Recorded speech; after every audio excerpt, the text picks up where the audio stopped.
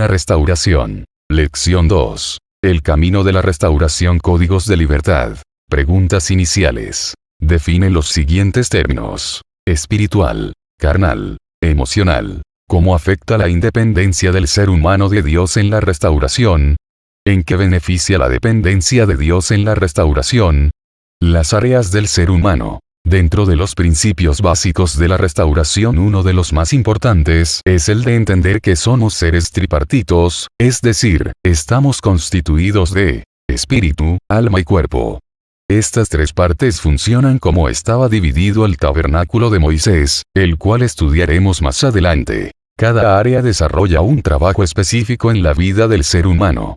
Con el cuerpo podemos conocer el mundo físico, con el alma nos conocemos a nosotros mismos, y con el espíritu podemos conocer a Dios. Espíritu del hombre. Dios creó el espíritu del hombre y este está formado por la conciencia, la comunión y la intuición. Al conocer estas áreas podremos trabajar en ellas para que sean restauradas de una manera total y ponerlas al servicio de Dios. Conciencia, Romanos 2:15. La conciencia es la facultad común que nos permite discernir entre el bien y el mal y nos impulsa a escoger entre ambos. Es uno de los aspectos de nuestra semejanza a Dios y prueba que somos responsables ante el tribunal del Creador. Como todos sufrimos las consecuencias del pecado original, ya no se puede identificar la voz de la conciencia con la de Dios. Al hombre depravado, los malos deseos le tergiversan y pervierten el juicio. La conciencia de Saulo, por ejemplo, le impulsaba a perseguir a los cristianos, Hechos 26:9, 1 Timoteo 4:2. Esta conciencia es restaurada cuando el Espíritu Santo nos santifica, Hechos 23:1. Sabemos que esta conciencia se va corrompiendo para no obedecer las instrucciones de Dios, Hebreos 10:22. En el proceso de restauración la conciencia va siendo limpiada hasta poder percibir nuevamente los propósitos de Dios, sus leyes e instrucciones que ha dejado para que nos vaya bien en la vida. Comunión, Proverbios 3:32. El término comunión aparece 2 veces en el Salmos 25:14, Proverbios 3:32, traducción del vocablo hebreo sod, amistad o conocimiento íntimo. En el primer texto se refiere a la relación con Dios y en el segundo a los justos. En el NT aparece 10 veces y es siempre traducción de la voz griega koinonia, tener en común, participación, compañerismo. Este órgano nos permite tener la intimidad con el Espíritu Santo. La dureza y la contaminación del corazón evitan que esta intimidad con nuestro Creador se lleve a cabo, 2 Corintios 13:14. Sin Cristo este órgano está conectado con las tinieblas, 1 Juan 1:6. Personas que practican el ocultismo como santería y hechicería, establecen comunión o intimidad con espíritus inmundos que les permite cierta información espiritual que el diablo les entrega para su propio beneficio. Cuando la comunión es restaurada, de inmediato entramos en una verdadera intimidad con el Espíritu Santo, quien traerá manifestaciones espirituales, genuinas y maravillosas. Intuición, Éxodo 3:6. El término intuición es derivado de la palabra hebrea nabat que se usa comúnmente con la connotación física de mirar, Éxodo 3:6. El vocablo se usa a menudo en un sentido figurado para indicar una percepción espiritual e interna.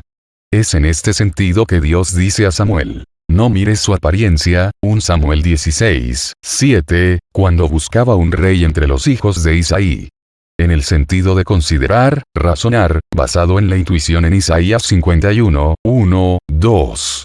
También este verbo nabat se refiere al proceso de la inteligencia, de percibir, discernir y entender, que poseen todos los seres humanos en mayor o menor medida. ¿Es la intuición el órgano sensitivo del espíritu humano? Es tan diferente del sentido físico y anímico, y su sensibilidad directa es independiente de cualquier influencia externa. Sabemos por nuestra intuición y nuestra mente nos ayuda a comprender las revelaciones de Dios y todos los movimientos del Espíritu Santo.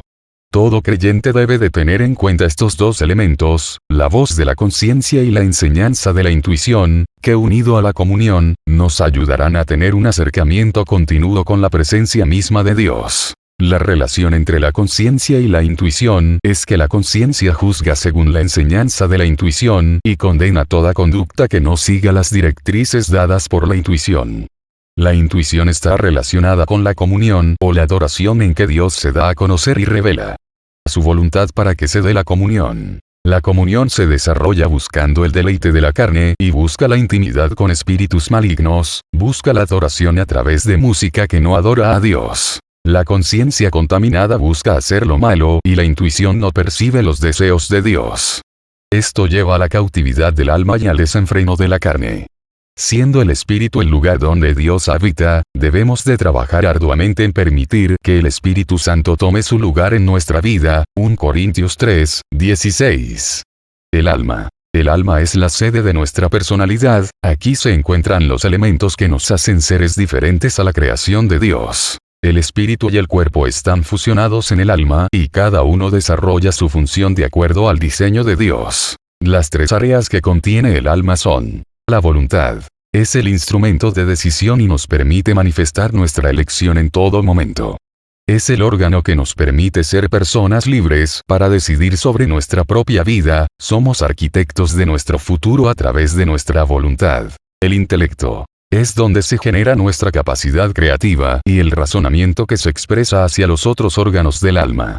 Cada persona es responsable del buen uso que le dé a su intelecto. Las emociones. Es la parte que nos hace seres sociables, manifestamos amor, odio, alegría o tristeza.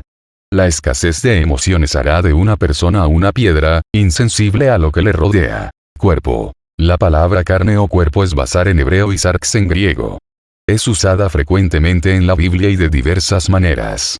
El cuerpo tiene 5 sentidos, que nos permiten comunicarnos con el mundo físico. El alma debe decidir si tiene que obedecer al espíritu y por consiguiente, estar unido a la voluntad de Dios, o si tiene que obedecer a la carne y a todas las tentaciones del mundo material. Actitudes y sentimientos pervertidos son el producto del hombre carnal. Las tres áreas del hombre, espíritu, alma y cuerpo, se relacionan entre sí para dar como resultado seres humanos con capacidades muy personales, de tal forma que cada uno es diferente a las otras personas, es por lo que Pablo aconseja que nos soportemos y nos sobrellevemos los unos a los otros. Completa el siguiente cuadro, busca en el versículo respectivo y escribe por qué necesita ser restaurado cada órgano. Estas áreas deben ser restauradas y el proceso ayudará para lograr ser transformados a la imagen de nuestro Dios. Necesitamos tiempo, esfuerzo y mucha dedicación para lograrlo. Órganos. Intuición, voluntad, intelecto. ¿Por qué necesitan ser restaurados? La conciencia está cauterizada. Intuición, voluntad. Entendimiento entorpecido, embotado. Intelecto. Codicia por los ojos. Vista, lengua, habla, oído, pensamientos. Estas áreas deben ser restauradas y el proceso ayudará para lograr ser transformados a la imagen de nuestro Dios. Necesitamos tiempo, esfuerzo y mucha dedicación para lograrlo. Somos el templo de Dios. El apóstol Pablo declara que somos templo de Dios, 1 Corintios 3, 16. Así como Dios moraba en el tabernáculo en el lugar santísimo, así el Espíritu Santo mora en el creyente en el espíritu humano. Sabemos que el tabernáculo estaba dividido en 3 áreas principales. Tabernáculo, lugar santísimo, espíritu, lugar santo, alma, atrio, cuerpo, desde donde irradiaba la gloria del Todopoderoso. Dios mora en este sitio. El hombre es el templo de Dios. Al igual que en el tabernáculo, el atrio es el cuerpo del hombre, el lugar visible y accesible.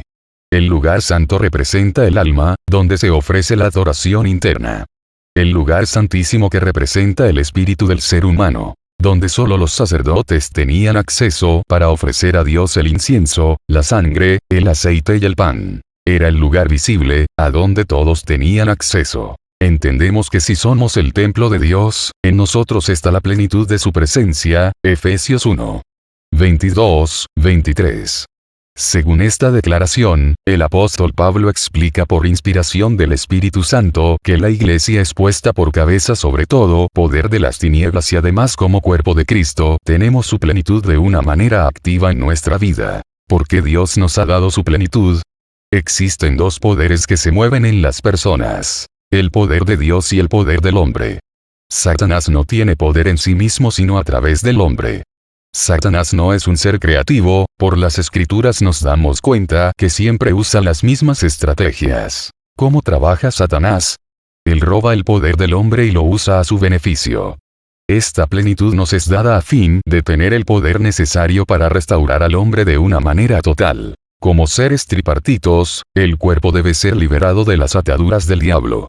El alma debe ser restaurada y el espíritu tiene que ser puesto en primer lugar. Mateo 12, 43, 45. Podemos considerar peligroso liberar a una persona que no ha nacido de nuevo, ya que los demonios expulsados regresarán a causar un daño mayor. Lucas 11, 24. Antes de que podamos trabajar en la liberación, es necesario que haya un compromiso serio con los asuntos del reino de Dios. Arrepentimiento es cambiar de forma de pensar. Una persona puede declarar el deseo de cambiar, lo puede gritar y declarar 1000 veces, pero mientras que no se aparta del pecado o de los malos hábitos, sencillamente no se ha arrepentido. Cuando una persona es liberada de demonios, hay sanidad en su alma, y da oportunidad al espíritu de que gobierne en su vida, podrá dejar atrás todo lo que impide una adoración plena a nuestro Dios. Cuando Satanás nos ve, está viendo la misma imagen de Dios en nosotros. El diablo nos odia porque somos la imagen de Dios. Si él odia al Padre, nos odia a nosotros, alineados a la perfecta voluntad de Dios. Uno de los propósitos de Dios en la restauración es que el hombre quede alineado a su perfecta voluntad. Al hacer la voluntad perfecta de Dios, nos convertimos en servidores y buenos administradores de los misterios de todo el reino de Dios. 1 Corintios 4, 1, 2. Cuando somos restaurados de una manera plena, viene una alineación total a la perfecta voluntad de Dios. Consideramos la alineación en 3 niveles. La no voluntad se presenta cuando la persona no sabe cuál es la voluntad perfecta de Dios y le es imposible entender para seguirla. Proverbios 14, 12. Voluntad de Dios. Dependencia. Frutos. Paz. Alineados. Juan 12, 26. Cuando hablamos de alineación podemos considerar lo siguiente. Lo que el hombre hace depende de lo que decide. Determina su alineación con uno de los 2 reinos. Y decide, fortalece al reino al que decide ser leal o fiel. La acción continuada, repetitiva, determina la atmósfera espiritual. La voluntad permisible se refiere a todo aquello que hacemos de acuerdo a la voluntad básica de Dios. Muchas de las decisiones que tomamos en la vida diaria no están alineadas al 100% con la voluntad de Dios, pero Él nos ayuda a salir adelante por su misericordia abundante. Salmos 103, 8. Dios permite que nos desarrollemos de acuerdo a la sabiduría que ha impartido en nosotros y nos enseña a caminar apegado a sus instrucciones. Proverbios 6, 23. El proceso ayudará a las personas a salir de la voluntad permisible de Dios. Voluntad perfecta. Es la meta, que podamos servir a Dios alineados completamente a su voluntad, de tal manera que todo lo que hagamos sea de acuerdo a lo que Él dice. Romanos 12, 2. No es sencillo darnos cuenta cuál es la voluntad perfecta de Dios, pero es nuestra responsabilidad buscarla de todo corazón. El proceso de la restauración. La restauración se lleva a cabo mediante un proceso, pasos específicos por medio de los cuales llegamos a una plenitud de vida. No hay atajos. Deuteronomio 30, 1, 3. Son 3 condiciones básicas que podemos ver claramente en este pasaje. 1. Arrepentimiento. 2. Conversión. 3. Obediencia. Esto requiere un corazón dispuesto, espíritu y alma enfocados, por supuesto que el resultado que se espera es poderoso y glorioso. Jeremías 15, 19, 21. Dios promete la restauración para su pueblo, pero declara las condiciones para hacerlo y resalta las grandes recompensas de disponer nuestro corazón y depender totalmente de la gracia divina. La restauración está llena de beneficios cuando hemos decidido caminar de la tierna y amorosa mano de nuestro Padre Celestial. Zacarías 9, 12. Dios promete restaurarnos el doble. ¿Cuál es nuestra responsabilidad en este proceso? En primer lugar, oír y obedecer la voz de Dios nos abre el entendimiento para corregir el camino y andar en sus mandamientos. Santiago 1, 22, Deuteronomio 28, 1. Vemos 3 aspectos que debemos cuidar. 1. Oír atentamente la voz de Dios. 2. Guardar y poner por obra sus mandamientos. 3.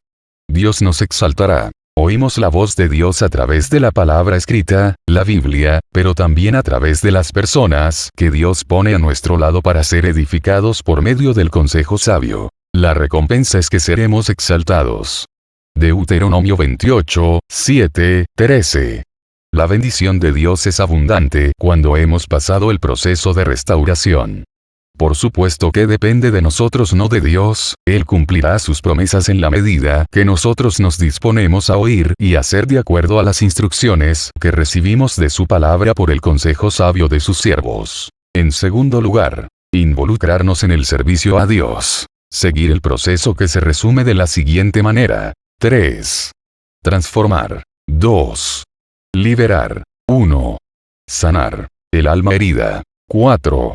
Restaurar. Ser activados en los dones espirituales y practicarlos. Echar fuera las ataduras, raíces, espíritus inmundos, códigos de libertad. Y el mismo Dios de paz os santifique por completo. Y todo vuestro ser, espíritu, alma y cuerpo, sea guardado irreprensible para la venida de nuestro Señor Jesucristo. 1 Tesalonicenses 5, 23.